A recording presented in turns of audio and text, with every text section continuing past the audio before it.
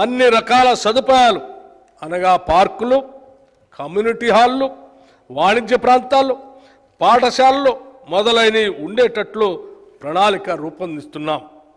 హైదరాబాద్ నగరం ఎదుర్కొంటున్న తీవ్ర సమస్య ట్రాఫిక్ స్తంభన. ప్రైవేటు వాహనాల వినియోగం తగ్గించి పబ్లిక్ ట్రాన్స్పోర్ట్ వ్యవస్థని పటిష్టపరచడం ద్వారా ఈ సమస్యను అధిగమించడానికి అవకాశం ఉంది. దానిలో మెట్రో రైలు వ్యవస్థ అతి ముఖ్యమైనది.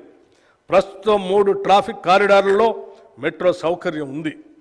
మెట్రో మొదటి దశలో కలిగిన అనుభవాల దృష్ట్యా ప్రభుత్వం 2వ దశ ప్రతిపాదనలను సమీక్షించి వాటిని సవరించి కొత్త ప్రతిపాదనను రూపొందించింది.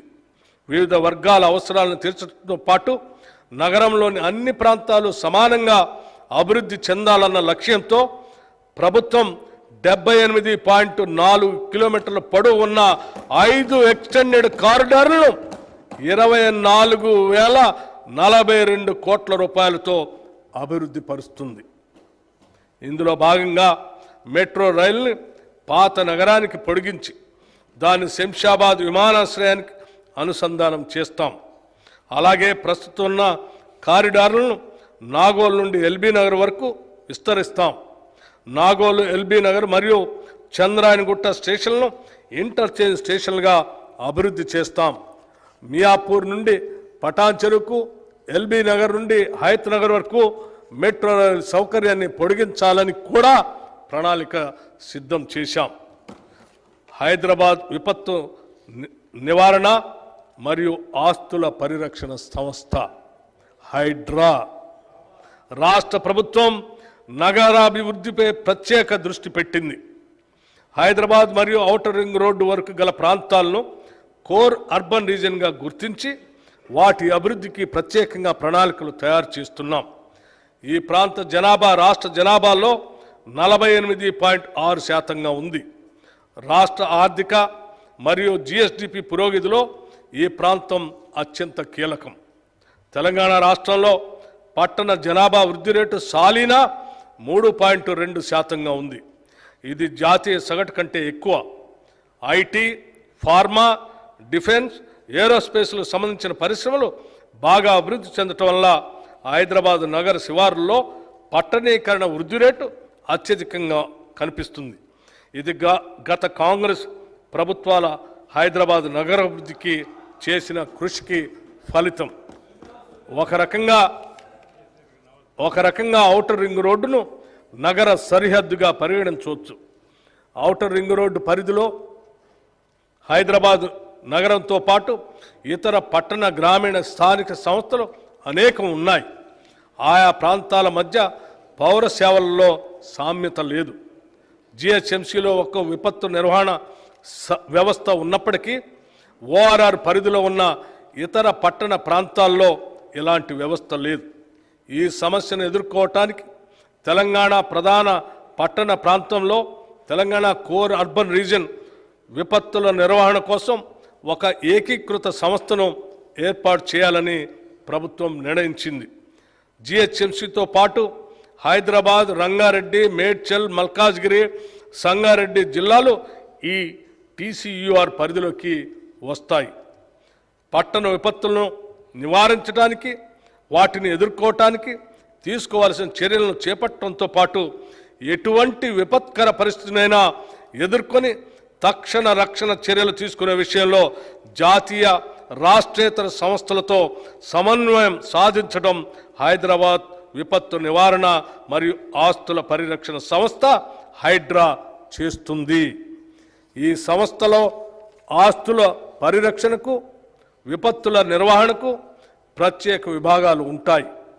ఈ సంస్థ పాలక మండలికి, గవర్నింగ్ అథారిటీకి రాష్ట్ర ముఖ్యమంత్రి అధ్యక్షులుగా ఉంటారు. ఈ సంస్థ నిర్వహణకు కావలసిన నిధులను ప్రభుత్వ కేటాయింపు ద్వారాను, లబ్ధిదారులైన స్థానిక సంస్థల వాటాల ద్వారాను సమకూర్చుకోవటం జరుగుతుంది.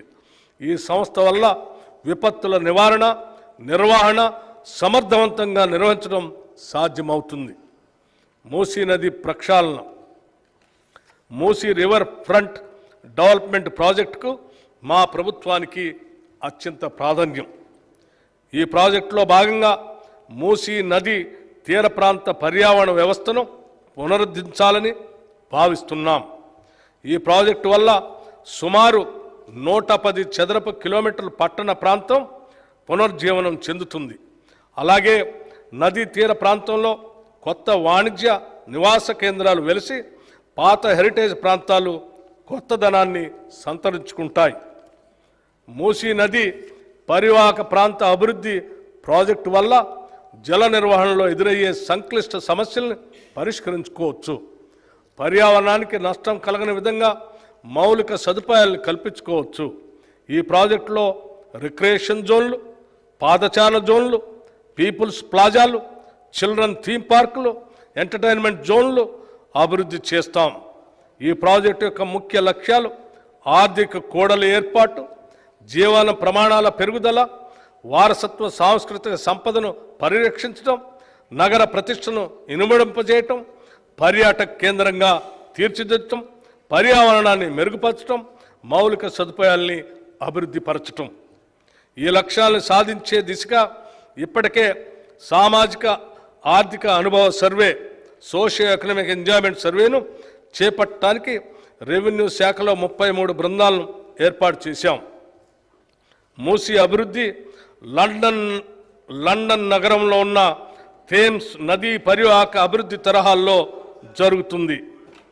ఈ మూసీ నది అభివృద్ధి అత్యంత ప్రతిష్టాత్మకంగా భవిష్యత్తులో దేశంలో అనుసరించదగిన అత్యుత్తమ మోడల్గా జరగాలన్నదే మా ప్రయత్నం, జరుగుతుందనేదే మా ప్రగాఢ విశ్వాసం. హైదరాబాద్ నగర పాలక సంస్థ మరియు మెట్రోపాలిటన్ అభివృద్ధి సంస్థ హైదరాబాద్ నగర ప్రాధాన్యత దృష్ట్యా నగరాభివృద్ధికి మరింత పెద్దపీట వేయాలని ప్రభుత్వ ఉద్దేశం. 1 కోటికి పైగా జనాభా గల నగరానికి పౌర సేవలను మరింత సమర్థవంతంగా అందించడంలో GHMC, HMDA, metro water works ప్రధాన పాత్ర నిర్వహిస్తాయి. వాటి సేవలను ప్రజలకు మరింత మెరుగ్గా అందించేందుకు జిహెచ్ఎంసీ పరిధిలో మౌలిక వసతుల కల్పనకు 3065 కోట్ల రూపాయలు, హెచ్ఎండిఏ పరిధిలో మౌలిక వసతుల కల్పనకు 500 కోట్ల రూపాయలు, నగరానికి మంచినీటి మరియు డ్రైనేజ్ వ్యవస్థ మెరుగుపరచడానికి మెట్రో వాటర్ వర్క్స్కి 3385 కోట్ల రూపాయలు ఈ బడ్జెట్లో ప్రతిపాదించాం. ఇవి కాకుండా హైడ్రాకి 200 కోట్లు, ఎయిర్పోర్ట్ వరకు మెట్రో విస్తరణకు 100 కోట్లు, ఔటర్ రింగ్ రోడ్డు కొరకు 200 కోట్లు, హైదరాబాద్ మెట్రో రైలు ప్రాజెక్టుకు 500 కోట్లు, పాత నగరానికి మెట్రో విస్తరణకి 500 కోట్లు, multi modal suburban rail transport system కొరకు 50 కోట్లు, మూసీ రివర్